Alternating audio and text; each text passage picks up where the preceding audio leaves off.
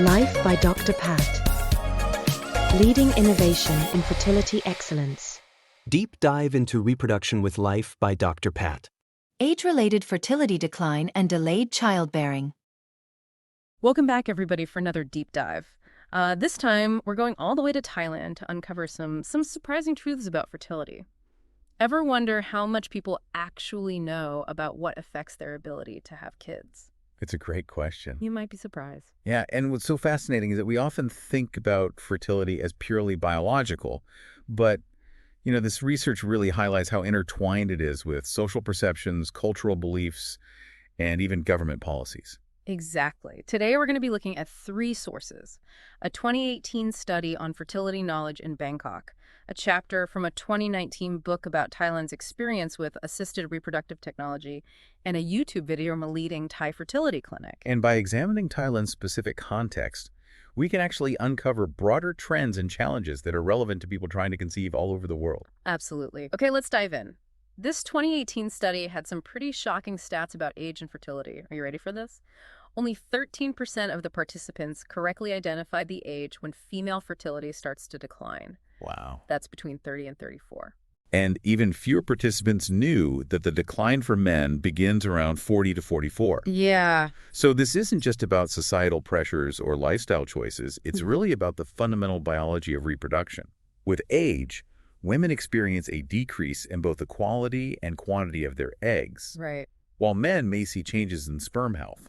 So even if someone isn't planning to have kids right now, why is this lack of awareness such a big deal? What are the implications for our listeners? Well, understanding this biological timeline is absolutely key for making informed decisions later on. Right.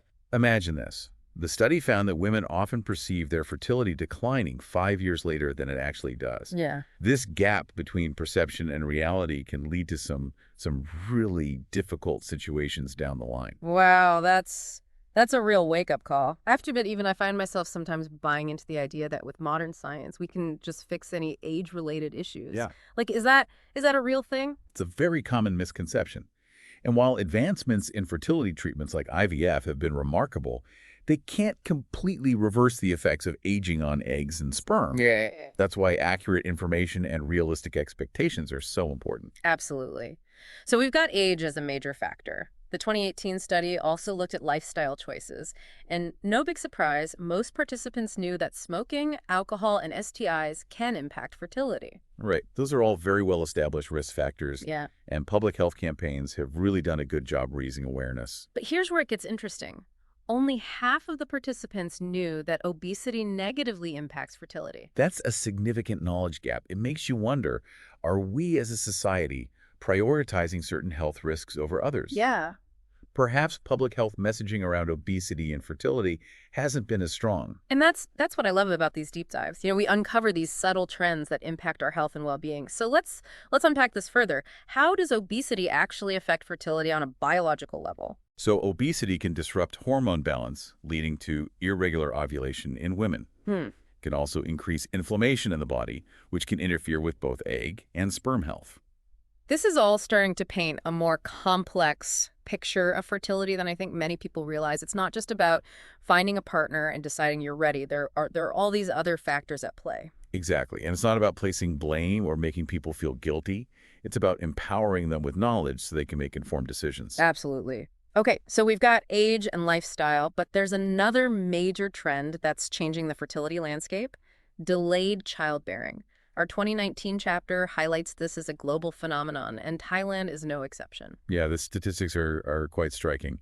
In Thailand, the percentage of first-time mothers over 35 has doubled since 1998. Wow, doubled. Yeah. That's a huge jump. What kind of ripple effects does this trend have both for individuals and society as a whole? Well, on an individual level, delaying childbearing can mean lower natural conception rates and a higher likelihood of needing fertility treatments. Right. This isn't to say that having children later is impossible or wrong. It's just about understanding the potential biological challenges. And what about the broader societal impacts? Well-delayed childbearing contributes to aging populations, which can put a strain on social safety nets and have significant economic implications. Right. But the 2019 chapter makes a really important point here.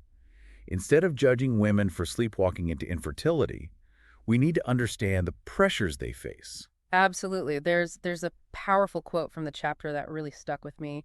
It said, "We should understand the pressures they face." Yeah. It's a reminder that these are complex decisions influenced by a lot more than just individual choice. So why are people waiting longer to have children? The 2019 chapter mentions a study called the VFAS, which surveyed women over 35 seeking fertility treatment in Thailand. What were some of their findings? So the top reasons for delaying childbearing were financial security, not having a partner, and career goals. Okay. These are all very understandable and relatable concerns, reflecting the realities of modern life. Right. People are pursuing higher education, navigating uncertain job markets, and redefining gender roles. It makes sense that these factors would influence when they feel ready to start a family. Exactly, and these trends are playing out globally, not just in Thailand. The VFAS study also revealed that the participants' ideal age for a first child was 28.7 years, Okay. significantly earlier than when they actually sought treatment. That gap between aspirations and reality is something worth thinking about. It suggests that while people may have a vision for when they'd like to start a family, that vision often clashes with the practicalities of their lives. So knowing this, what kind of support would actually encourage people to have children earlier, closer to their ideal age? The VFES study asked participants that very question, and the top answers were actually pretty clear. Paid paternity leave, longer paid maternity leave, and access to high-quality, affordable childcare. Those are some pretty tangible needs. It speaks to the idea that people need practical support to balance the demands of parenthood with their financial and career aspirations. Exactly. It underscores the need for supportive social policies that make it easier for people to start families when they feel ready, both emotionally and practically. Now let's shift gears a bit and talk about assisted reproductive technology, or ART. The VFAS study also explored perceptions of different fertility treatments. What did they find? They found there's a hierarchy of acceptability when it comes to different ART treatments. IUI and IVFI-CSI, which use the couple's own gametes, were seen as the most acceptable. Social egg freezing, which allows women to preserve their fertility, was moderately acceptable. But here's where it gets interesting. Donor gametes, sperm or eggs, were viewed less favorably, even ranking lower than adoption. Now that is interesting. Why do you think there's such a difference in perception between those treatments? It likely reflects a complex interplay of factors. There might be cultural or religious beliefs about lineage and biological kinship that influence these perceptions. There could also be a lack of knowledge about donor conception and the long-term well-being of children conceived this way. It's a reminder that there's often a gap between the science of fertility and the social perceptions surrounding it. Speaking of social perceptions, our 2019 chapter dives into the Thai art landscape. It describes a booming industry, but also highlights some key issues, right? Right. One of the most important is that Thailand's art industry, while rapidly growing, is heavily concentrated in private clinics. Right. This raises concerns about accessibility and equity, suggesting that access to these potentially life-changing treatments may be limited to those who can afford them. That's a big concern. It creates a system where fertility care becomes a privilege, not a right. And here's another intriguing fact. The number of art cycles per million people is actually much lower in Thailand than in Canada, Oh, wow. even though Canada has no public health coverage for art. What do you make of that? Well, it likely reflects a complex interplay of factors, including cost, cultural influences, and possibly even a degree of underreporting of art cycles. It's a reminder that raw numbers don't always tell the full story of who is accessing treatment and why. You mentioned underreporting. That brings us to another surprising finding about fertility tourism. Despite Thailand's reputation as a hub for this industry, officially reported foreign art cycles are surprisingly low. It's a bit of a paradox. This discrepancy hints at the possibility of significant underreporting, potentially driven by the legal and ethical complexities surrounding certain aspects of art, like surrogacy. Which brings us to the 2015 Protection for Children Born from Art Act, a piece of legislation that has had a profound impact on Thailand's art landscape. This act was enacted in response to a series of high-profile surrogacy scandals that damaged Thailand's reputation. The goal was to protect vulnerable parties such as surrogate mothers and children born through RT and to curb exploitation within the industry. So what exactly did the act do? What were the key changes that it implemented? So it banned commercial surrogacy and gamete donation for foreigners. It also requires extensive documentation for all couples seeking RT regardless of their nationality. The intention was to create a more ethical and regulated system. On the surface, that seems reasonable. But were there any unintended consequences of these prohibitions? Unfortunately, yes. While the act had noble intentions, it also pushed some practices underground, potentially making them even riskier for surrogates, intended parents, and the children involved. It's that classic case of trying to solve a problem with regulations, but then creating new problems in the process. Exactly. And by limiting access for some local couples, the act may have unintentionally created further inequities in access to fertility care. It's a complex issue with no easy answers. It really highlights how challenging it can be to regulate something as personal and complex as reproductive technology. There are so many ethical and social considerations to navigate. Absolutely. And it's a reminder that there are often trade-offs involved in any policy decision. Now, I want to circle back to something we touched on earlier, the influence of cultural beliefs on fertility. Our 2019 chapter reveals that in Thailand, these beliefs go far beyond the walls of the clinic. It's fascinating how these traditional beliefs intersect with modern medicine.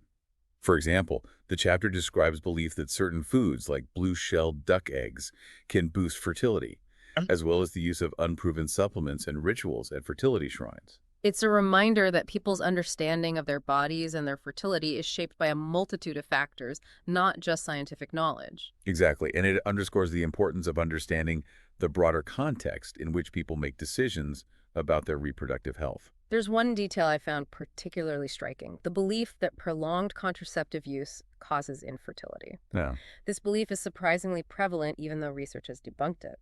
What do you think this tells us about how people form beliefs about their bodies? It highlights the critical need for us to really evaluate information, especially when it comes to our health. We need to be discerning about the sources we trust and seek out credible, evidence-based information. It's so easy to get caught up in misinformation, especially when it comes to something as personal and emotionally charged as fertility. Absolutely, and that's why these conversations are so important. Well, we've covered a lot of ground already. Before we move on to the last part of our deep dive, I want to introduce our final source. A YouTube video from a leading Thai fertility doctor, Dr. Patsama Vichinsartvichai, who discusses her clinic's 2024 IVF success rates. This video offers a really unique glimpse into how RT is being marketed and perceived in Thailand directly from someone on the front lines of fertility care. It's a perspective we don't always get to hear, and I'm curious to see what Dr. Vichinsartvichai has to say. We'll be back after a short break to delve into this final source. Yeah, it's interesting to consider how doctors balance, promoting their clinic's success while also managing patient expectations. Fertility treatment can be such an emotional journey. Yeah, you're right. It's a delicate balance. Let's discuss that after we watch Dr. Vichinsartvichai's video. Okay, so we just finished watching Dr. Vichinsartvichai's YouTube video. Yeah. And I have to say, her approach was really refreshing. Yeah, I agree. And while she highlights her clinic's impressive success rates, she doesn't shy away from emphasizing that age still plays a significant role in IVF outcomes. Yeah, and I appreciated that she pointed out that many couples conceive on their first embryo transfer. Oh, yeah. It's a good reminder that IVF isn't always a long, drawn-out process, and sometimes success can happen quickly. That's a good point, yeah. I also noticed she specifically mentioned excluding cases involving donor gametes from her clinic's reported success rates. That stood out to me. Why do you think she made that distinction? It seems like an important detail to highlight. It could be for transparency. Success rates can vary when using donor gametes compared to using a couple's own eggs and sperm. So it's important to give patients a realistic picture of their chances. That makes sense. It could also be a nod to those cultural sensitivities surrounding donor conception that we talked about earlier. Absolutely, yeah. It just goes to show how cultural context can influence how clinics choose to present their services. This video also gives us a glimpse into the evolution of fertility care in Thailand, especially in the private sector. Dr. Vichinsartvichai's clinic emphasizes personalized care and cutting-edge technology. It speaks to a global trend towards more like boutique-style fertility clinics that cater to patients who are looking for a more personalized experience. They want their emotional and psychological needs to be addressed, not just the medical aspects of treatment. It's fascinating to see how the industry is adapting to meet those needs, but it does make you wonder, as these high-end clinics become more common, will fertility care become even more stratified? Will there be a divide between those who can afford these premium services and those who can't? That's a really critical question to consider. It ties into this broader societal issue of income inequality and its potential impact on access to healthcare, including specialized services like RT. It's a reminder that advancements in technology are incredible and offer so much hope, but we can't ignore the social and economic factors that influence who benefits from those advancements. Well said. Now, before we wrap things up, I want to bring us back to the 2015 Thai RT Act and its ongoing impact on the industry. This legislation was meant to address ethical concerns and protect vulnerable parties. You're right. It aimed to kind of clean up Thailand's RT industry, which had faced criticism for a more commercialized approach to surrogacy, especially for foreign couples. But it wasn't without its controversies. Critics argued that the act went too far, driving some practices underground and making them less safe. The act's impact on altruistic surrogacy is particularly interesting. For our listeners who might not be familiar, can you explain what altruistic surrogacy is? Sure. Altruistic surrogacy is when a woman carries a pregnancy for another couple without receiving any financial compensation beyond covering her medical expenses and other reasonable costs. So it's different from commercial surrogacy, where the surrogate is paid a fee for her services. So how did the 2015 Act change things for people who wanted to pursue altruistic surrogacy in Thailand? It essentially made altruistic surrogacy the only legal form of surrogacy in the country. And it's only available to married heterosexual couples who meet very, very specific criteria.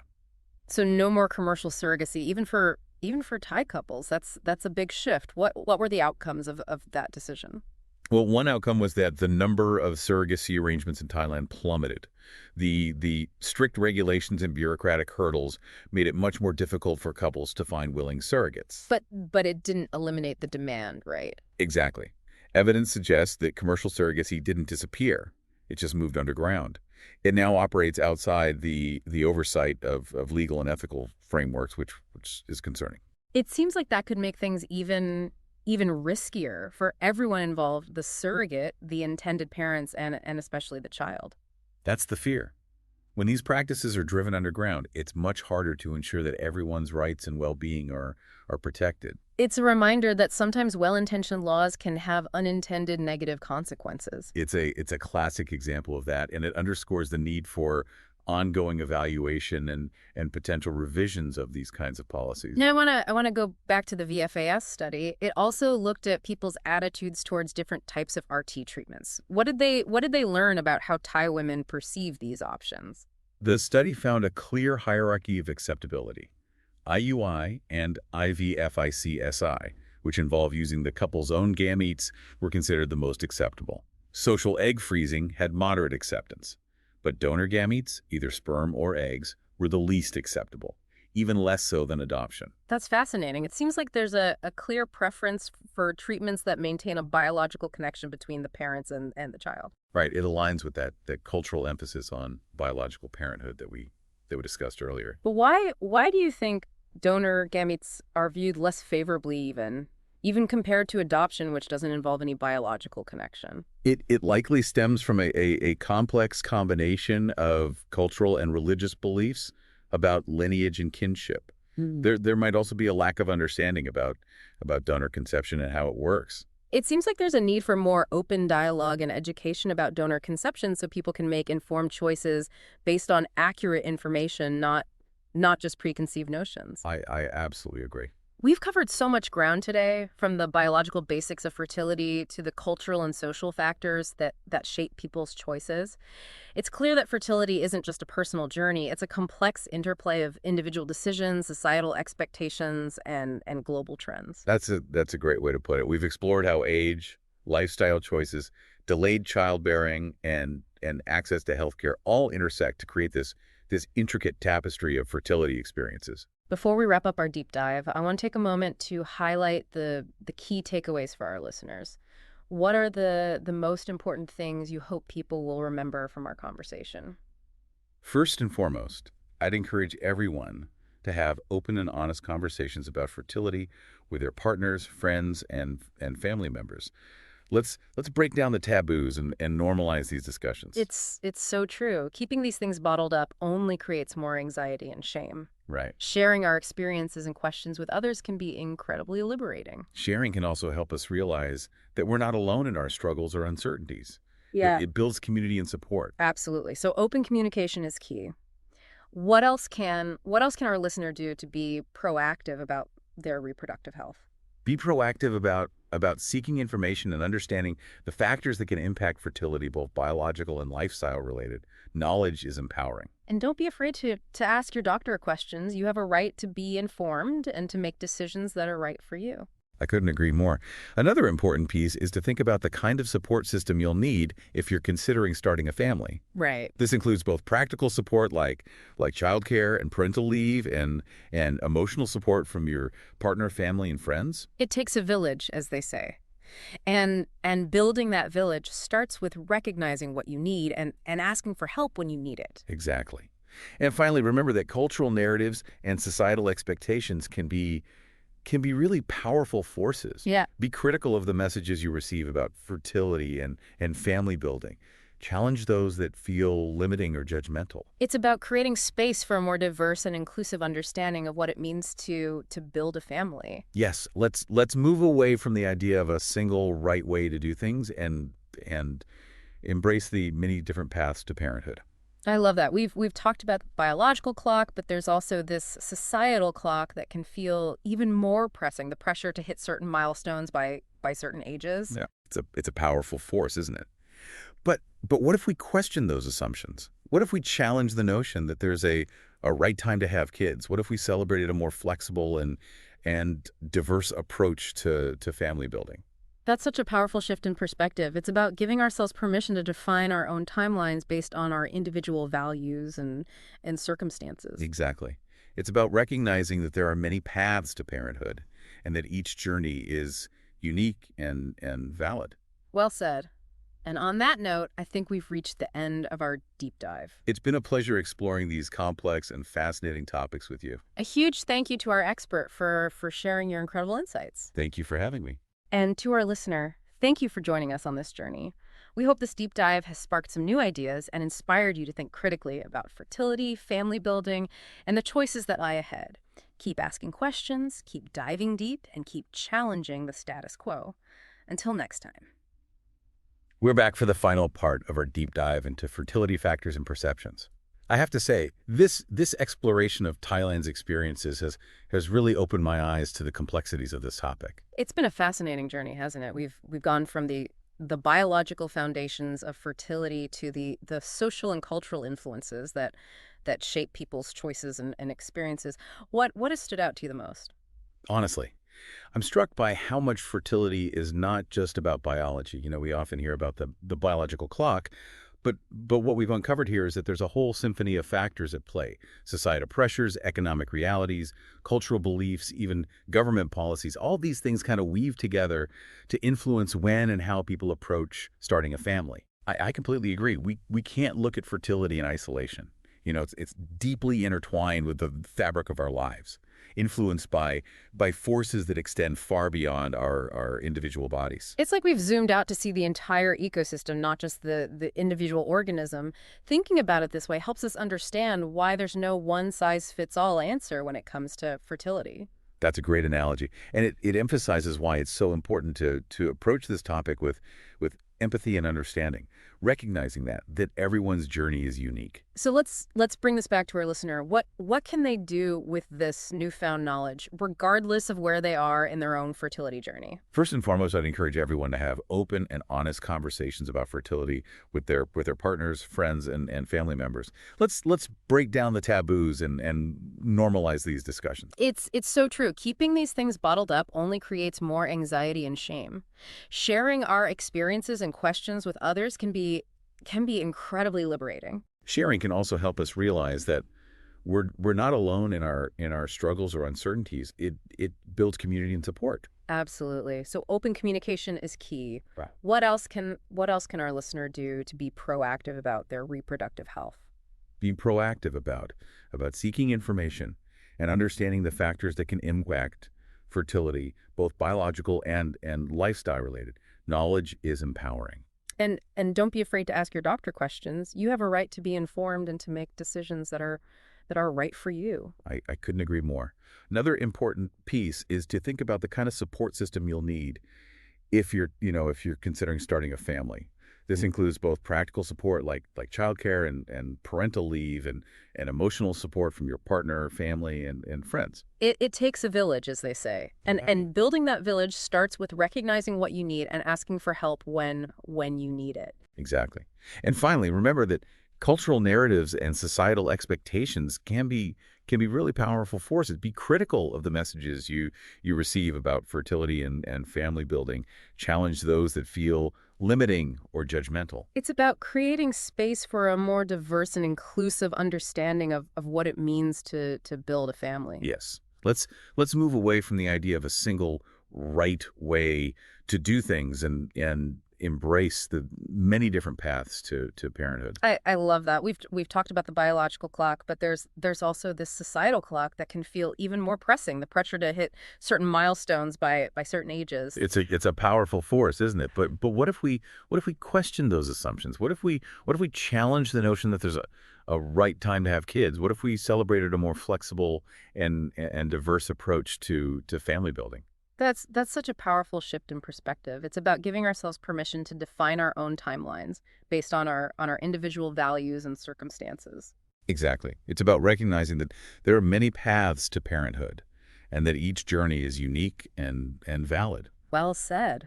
And on that note, I think we've reached the end of our deep dive. It's been a pleasure exploring these complex and fascinating topics with you. A huge thank you to our expert for sharing your incredible insights. Thank you for having me. And to our listener, thank you for joining us on this journey. We hope this deep dive has sparked some new ideas and inspired you to think critically about fertility, family building, and the choices that lie ahead. Keep asking questions, keep diving deep, and keep challenging the status quo. Until next time.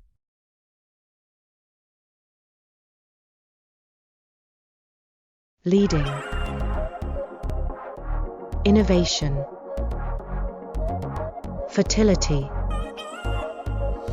Excellence. Life by Dr. Pat. Leading innovation in fertility excellence.